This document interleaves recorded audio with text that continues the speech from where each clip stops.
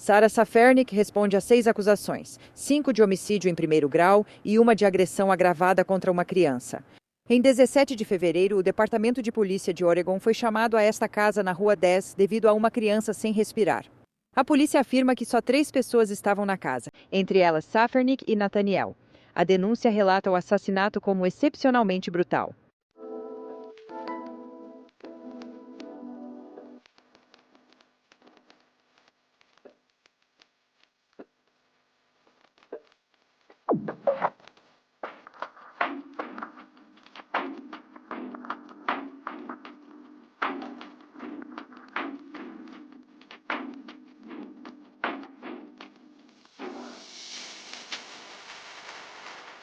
Bem-vinda ou bem-vindo de volta e obrigada por estar aqui. Eu sou Cassie e este é Um Mundo Cruel.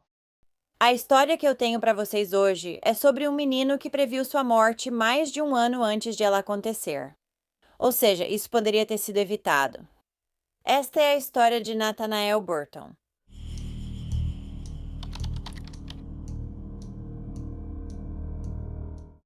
Nathanael Alan Lewis Burton nasceu em DeKalb, Illinois, em 9 de setembro de 2013, filho de Brian Burton e Sarah Saffernik.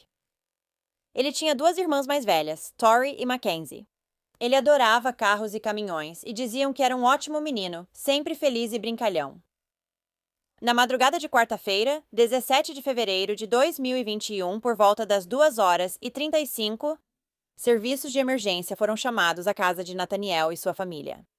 O menino de 7 anos supostamente não estava respirando. Ao chegarem à residência, os socorristas levaram Nathaniel rapidamente ao Hospital KSB em Dixon. Mas no dia seguinte, 18 de fevereiro de 2021, ele seria declarado morto. Tanto a mãe de Nathaniel, Sarah, quanto o pai dele, Brian, foram levados para interrogatório. Sarah disse aos detetives que o menininho estava bem na noite anterior. Ela acordou no meio da noite para ir ao banheiro e, ao voltar para a cama, parou para ver como Nathaniel estava. Foi então que ela o encontrou com a pele azulada, frio ao toque e sem respirar. Na vez de Brian falar com os investigadores, disse que leu um livro para o filho na noite anterior e que ele parecia bem. Depois, ele não sabia o que havia acontecido com ele. Porém, quando saiu o laudo da autópsia de Nathaniel, descobriram que sua morte não foi só um acidente. Na verdade, o menino de 7 anos morreu por sufocamento. E só havia 2 adultos na casa naquela noite, Sarah e Brian. Não havia sinais de arrombamento. Ei, Sarah, eu sei o que aconteceu naquela noite. Ok, eu sinto muito por você por isso ter acontecido, mas eu sei o que aconteceu e agora é a nossa hora. Nós precisamos conversar sobre isso e entender por que isso aconteceu. Eu só estava tentando depender do meu marido, Army. Diga isso de novo. E eu só estava tentando depender do meu marido, Norway. Ah, bem, tudo bem. Bem, esse é o tipo de situação que pode acontecer em qualquer lugar. Seu filho morreu por sufocamento. Ok, ele morreu por sufocamento. Quantas pessoas estavam na sua casa naquela noite? 2. Ok. Sarah, precisamos ser honestos sobre o que aconteceu aqui e explicar isso. Estou aqui para ouvir o que aconteceu. Explique, Sarah. Eu sei que você quer, mas ele é um. Eu quero que você mate meu filho. E como isso aconteceu, eu não sei. Eu sei. Naquela noite, antes de dormir, eu disse a ele que ele estava bem. Meu marido, onde eu estou? Eu sei. Eu sei. Está tudo bem. Eu sei que ele estava bem até não estar mais, até alguém entrar lá e sufocá-lo. Eu não machuquei ele. Sarah, não faça isso. Eu preciso me adiantar. Eu não machuquei ele mais. Sim, eu quero. Ao revistar a residência, os investigadores descobriram manchas de sangue na cama de Nathanael, lenços ensanguentados na lixeira da casa, e também notaram que o travesseiro do menino de 7 anos estava faltando em sua cama. Quando os investigadores começaram a conversar com a família e os amigos de Nathanael, descobriram que havia um longo histórico de abuso. Desde quando tinha apenas 5 meses de idade, Nathanael viveu de forma intermitente com seus padrinhos, Rebecca e Daniel Ray. Eles o acolheram por um tempo e tentaram protegê-lo dos pais desde que ele era um bebê. Quando Nathanael ficou mais velho, fez comentários preocupantes para Rebecca e Daniel. Uma noite, quando Rebecca estava preparando o Nathanael de 4 anos para dormir, ele disse para ela: "Mamãe Sara me sufoca." Ele mostrou como isso acontecia para ela. O menino disse que isso ocorreu porque ele derramou um pouco de suco. Outra vez, quando Nathanael tinha 5 anos, Rebecca foi buscá-lo na casa da mãe e do pai, e ela viu que ele tinha um grande corte na testa. Sara explicou que Nathanael estava correndo quando bateu a cabeça na mesa da cozinha. No entanto, mais tarde, quando Sara não estava por perto, Nathanael contou para Rebecca que ele estava sentado à mesa da cozinha com o irmão quando algo foi derramado. Então ele disse: "Mamãe Sara jogou o celular em mim e ele me acertou na cabeça." Nathanael também contou para Rebecca que havia sangue por toda parte e que ele segurou a cabeça de dor. De acordo com Rebecca e seu marido Daniel, Nathanael frequentemente demonstrava relutância em ficar com a mãe e o pai. Uma semana antes de completar 5 anos, o garotinho disse à sua madrinha que não queria voltar a morar com Sara e Brian, e ela informou isso a um agente do Serviço de Proteção à Criança. No fim, decidiram que nada podia ser feito e Nathanael teve que voltar a morar com seus pais. Quando Brian, escoltado por um policial, foi buscar seu filho, Nathanael se recusou a entrar na cadeirinha do carro. Ele estava gritando, chorando e esperneando. Isso continuou por mais de 20 minutos, e Rebecca disse que Nathanael gritou: "Mamãe, papai, me ajudem, por favor, me ajudem, eu não quero ir, eu não quero ir." Após esse incidente, Rebecca e Daniel não viram Nathanael por quase 2 anos. Então, em maio de 2020, Rebecca e Daniel começaram a cuidar de Nathanael novamente durante a semana, e ele ia morar com os pais nos fins de semana. Às vezes, os padrinhos também ficavam com ele nos fins de semana. Assim que Nathanael voltou a morar com Rebecca e Daniel, ele começou a contar para eles que sua mãe, Sara, estava machucando ele e que ele tinha medo dela. Mas ele também disse que não era para contar isso, porque se contasse, Sara disse que iria machucá-lo ainda mais. Então, durante o verão de 2020, Nathanael confessou para Rebecca que sua mãe tinha tentado afogá-lo. Ele disse que ela entrou no quarto enquanto ele tomava banho e apagou as luzes. Sara então empurrou a cabeça dele para baixo da água e não deixou que ele voltasse à tona. Houve outra vez em que Nathanael contou para Rebecca sobre como sua mãe tentou sufocá-lo. Ele disse que estava apenas brincando com seus carrinhos quando de repente ela pegou uma almofada, jogou em cima dele, sentou em cima e não quis levantar. O menininho contou para Rebecca que estava se debatendo e não conseguia respirar direito. No final, o pai dele chegou e tirou Sara de cima dele. Nathanael também disse que Sara tinha batido nele e dado uma cabeçada. Teve uma vez em que Nathanael brigou com a irmã no banco de trás do carro. A mãe dele ficou tão irritada que decidiu encostar o carro e começou a dar socos nos 2 lados do rosto dele. Quando Rebecca quis visitar Nathanael nessa época, Sara informou que ele não podia porque tinha se envolvido em uma briga de tapas com o irmão. O que a mamãe Sara fez com você? Ela me deu um tapa e um soco. Ela te deu um tapa e um soco? Onde? Na perna? Não, foi ele. No seu rosto? E então ela me deu um soco. Ai, você chorou? Sim, eu chorei tão alto. É mesmo? Ela pediu desculpas por ter te batido? Ela não disse que sentia muito. Ela simplesmente se afastou e voltou para o banco da frente do carro. Ah, tudo bem.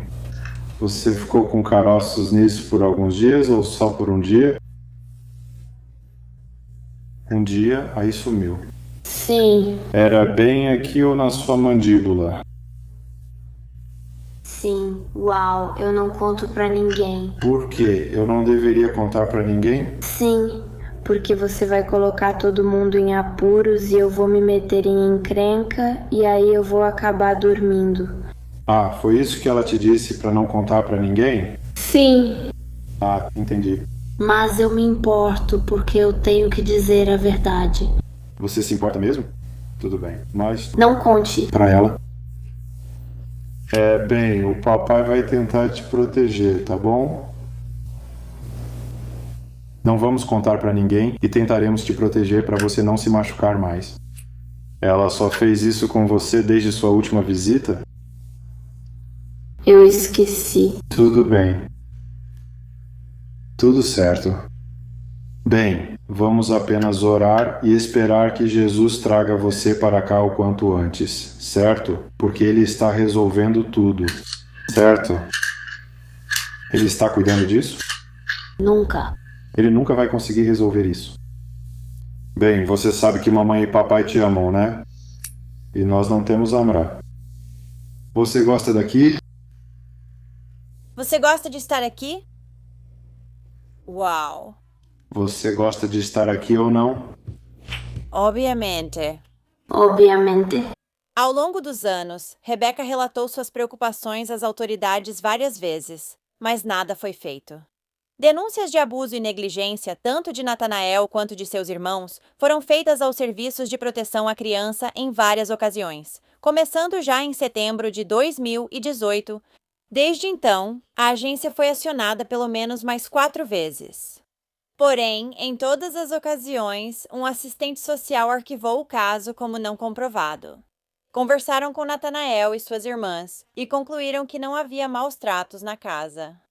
O marido de Rebecca, Daniel, contou que perguntou a um assistente social como ajudar Nathanael, mas ouviu: "Minhas mãos estão praticamente atadas." Durante a pandemia, ele disse: "Não há muito que eu possa fazer com essa informação porque ela já tem 2 semanas." Daniel implorou ao assistente social para fazer alguma coisa e disse: "Você é a última linha de defesa dele. Se ele voltar, ela vai matá-lo." No entanto, apesar dos seus pedidos e súplicas, nada foi feito. A avó paterna de Nathaniel, Rhonda, também falou com as autoridades. Ela disse que o menininho havia confidenciado a ela várias vezes, dizendo: "Mamãe vai me matar." E quando ela dizia a ele que estavam tentando encontrar uma maneira de ele morar com eles, ele respondia: "Por favor, se apresse, vovó."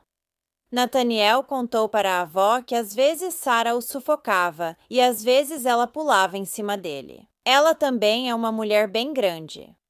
Nathaniel disse que, várias vezes nos últimos meses, a mãe dele colocou um travesseiro no rosto dele para que ele não conseguisse respirar. Ela costumava fazer isso de madrugada enquanto Brian dormia no outro quarto. Nathaniel contou para a avó dele sobre uma vez em que Sarah também tentou afogá-lo. Me conta de novo. O que ela disse? Você já estava na banheira? Sim. E a água já estava ligada? Eu desliguei. Sim. Ela entrou lá? Sim. E ela tentou me fazer parar de respirar. Ah. Ela bateu no meu pescoço e... Eu sei o que... Colocou sua cabeça debaixo da escada. Sim. O que você fez? Eu respondi. Você está animada, Bianca? Eu me segurei o máximo que pude. Isso é horrível. Não se faz isso com uma criança, não é? Sim. Em outra ocasião, Rhonda viu hematomas por todo o corpo do neto dela. Ela afirmou que questionou o filho dela, Brian, sobre os ferimentos e os incidentes que Nathaniel descreveu. Mas Brian insistiu que não sabia de nada sobre isso. Isso mesmo depois de Nathaniel ter contado à avó que o pai dele, Brian, foi quem tirou Sarah de cima dele várias vezes. Rhonda disse que já ligou várias vezes para o conselho tutelar, mas eles nunca fizeram nada. Quando ela avisou a polícia, disseram que precisava procurar o serviço de proteção à criança. Rhonda contou a uma detetive que tinha certeza de que Sarah havia matado seu filho Nathaniel. Na verdade, várias vezes no passado, o menininho tinha dito para ela: "Mamãe não me quer." A outra avó de Nathaniel, a própria mãe de Sarah, contou uma história parecida para os investigadores. Ela disse que Nathaniel tinha muito medo da mãe. E ele já tinha dito para ela: "Um dia ela vai me afogar ou me sufocar." A avó afirmou que acreditava que o menino de 7 anos era um fardo para Sarah. A irmã de Nathaniel também descreveu às autoridades como ela testemunhou a mãe deles esganando-o e batendo nele com um cinto.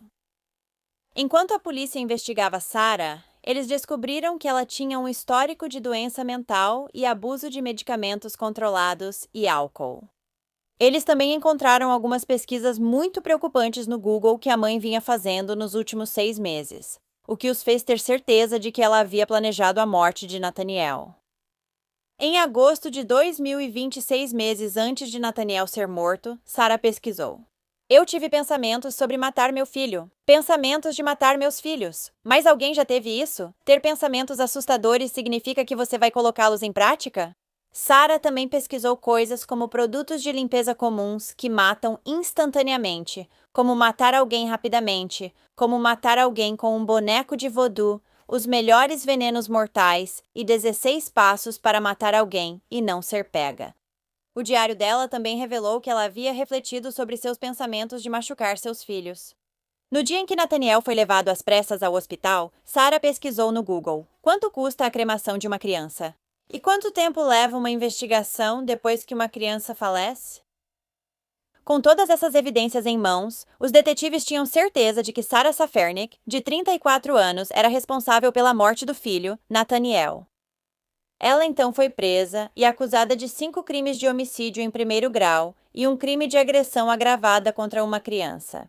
Ela foi detida sob fiança de $2 milhões. E eu chorei por isso. É triste de qualquer jeito, porque, sabe, meu neto se foi, minha filha se foi. Em fevereiro, Colleen Hackman perdeu seu neto, Nathaniel Burton. Na quarta-feira, ela soube que é sua filha, a mãe do menino, que foi acusada do assassinato. Ele era simplesmente um ótimo garoto, ele era muito respeitoso na minha casa e muito querido. Ele fazia todo mundo rir. Ele estava tão infeliz que qualquer um ao seu redor percebia. Rebecca e Daniel Ray eram os pais adotivos de Nathanael. Ele entrava e saía da casa deles com frequência. O casal diz que sente muita falta de Nathanael. É difícil simplesmente estar em casa. É difícil estar na casa porque em todo lugar que a gente olha, sabe, a gente se lembra dele. A avó e pais adotivos de Nathanael relatam que já se preocupavam com a situação dele antes de sua morte. A gente sentiu que o sistema realmente falhou com ele. Ele pediu ajuda o tempo todo e tentamos tirá-lo daquela situação, mas não havia auxílio disponível. Na verdade, eu já tinha notado algumas coisas no final do ano passado que me preocuparam. E eu tinha ligado para o Conselho Tutelar em agosto e em outubro. Acho que eles disseram que não havia ameaça. Hackman acredita que a morte de Nathaniel poderia ter sido evitada. Os Rays esperam que o caso ajude a proteger outras crianças no futuro. Ele gritou por socorro e nunca foi ouvido. E eu simplesmente sinto que não. Mesmo após sua morte, ele ainda clama por ajuda.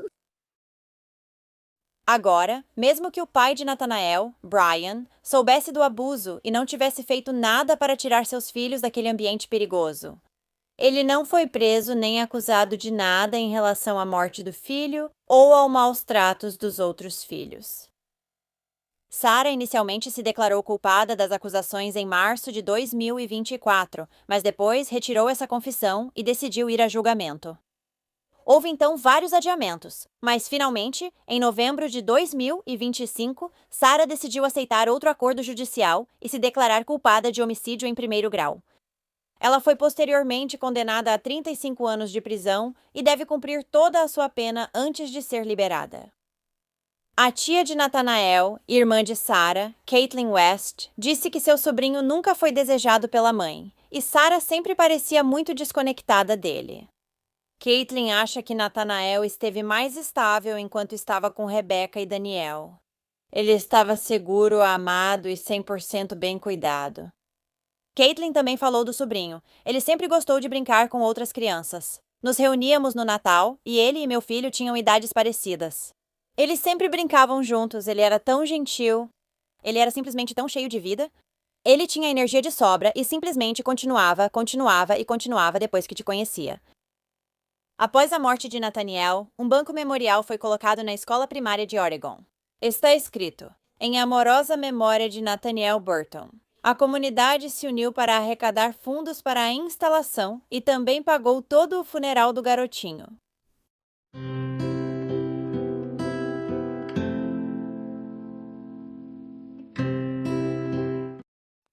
Obrigada por ouvir a história de Nathaniel. É simplesmente de partir o coração saber que esse menino de 7 anos estava pedindo ajuda de todas as formas possíveis. Mesmo assim, ninguém fazia o que era necessário para ajudá-lo. É tão perturbador e tão decepcionante. Sinceramente, eu realmente não sei mais o que dizer sobre isso. O que você acha? Se gosta de True Crime e quer me ouvir, inscreva-se no canal e ative as notificações para saber quando eu postar novos vídeos, pelo menos 2 vezes por semana. Obrigada por assistir ao Mundo Cruel hoje. Até a próxima. Se cuidem. Tchau. Obrigada a todos os apoiadores do Mundo Cruel. Agora, há mais conteúdo do Mundo Cruel no Patreon. Então confira em patreon.com/awickedworld ou use o aplicativo do Patreon. Você terá acesso a vídeos exclusivos todo mês e muito mais. Qualquer apoio realmente ajuda a garantir que as vítimas nunca sejam esquecidas e a destacar as falhas da sociedade associadas a cada caso. Você tem uma sugestão de história que gostaria que eu abordasse? Se tiver, me envie um e-mail para awickedworldtruecrime@gmail.com.